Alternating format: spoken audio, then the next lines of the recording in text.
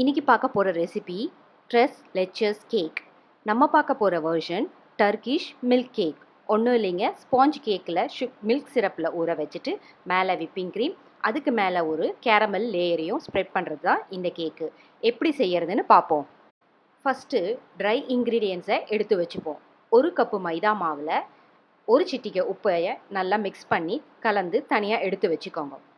அதுக்கப்புறமா ஒரு மிக்சிங் பவுலில் 4 முட்டை, அரை கப்பு சர்க்கரை, அதை நல்லா ஹேண்ட் மிக்சர் வச்சு பிளெண்டரில் நல்லா ஃப்ளஃபி ஆகிற அளவுக்கு பீட் பண்ணிக்க எடுத்துக்கோங்க.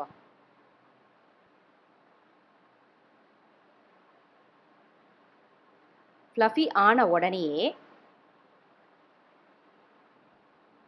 1 டீஸ்பூன் வெனிலா எசன்ஸ், அப்புறம் 1/4 கப்பு ஆயில், ஒரு 5 நிமிஷம் திருப்பியும் பீட் பண்ணிக்கோங்க. 5 நிமிஷம் பீட் பண்ணதுக்கு அப்புறமா எடுத்து வச்சிருக்க ட்ரை இன்க்ரீடியன்ஸை ஒரு டீஸ்பூனாக ஆட் பண்ணி ஹேண்ட் விஸ்க்கு வச்சு நல்லா மிக்ஸ் பண்ணி விடுங்க.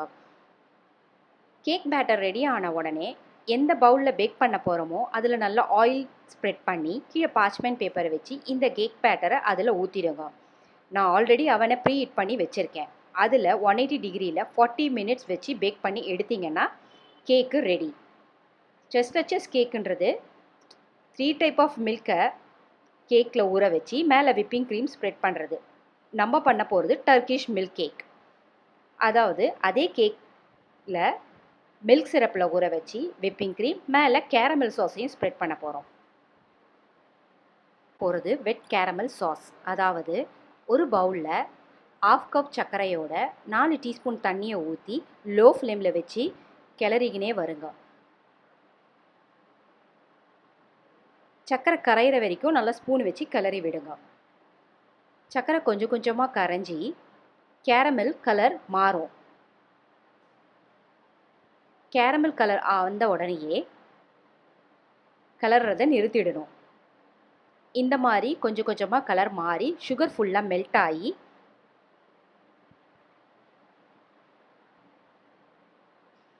இந்த அளவுக்கு டார்க் ஆன உடனே எடுத்து வச்சுருக்க 50 gram butter, 1/4 cup fresh cream, அதாவது வார்ம் க்ரீமையும் ஊற்றணும். எப்போவுமே வெட் கேரமல் சாஸுக்கு வார்ம் க்ரீமை தான் ஊற்றினா டெக்ஸ்டர் கரெக்டாக வரும்.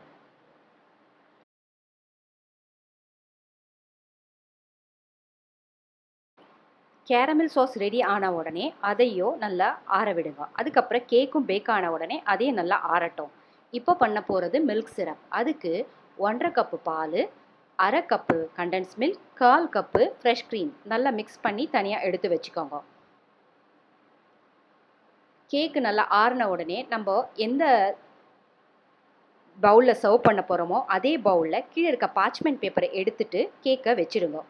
ஒரு கத்தி வச்சு இந்த மாதிரி போக் பண்ணி விட்டிங்கன்னா மில்க் சிரப் நல்லா ஊறும். எடுத்து வச்சுருக்க இந்த மில்க் சிரப்பை நல்லா ஊற்றிக்கோங்க.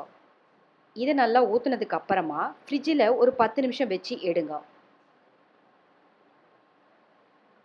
நான் மேலே ஸ்ப்ரெட் பண்ணுறதுக்கு அரை கப்பு விப்பிங் க்ரீமை 1 டேபிள் ஸ்பூன் சர்க்கரையோடு அடித்து எடுத்திருக்கேன்.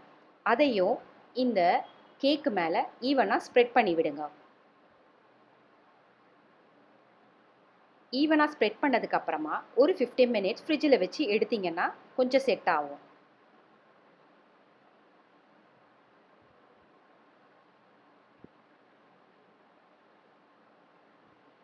அப்புறமா எடுத்து வச்சுருக்கேன் இந்த கேரமல் சாஸையும் மேலே ஊற்றிக்கோங்க.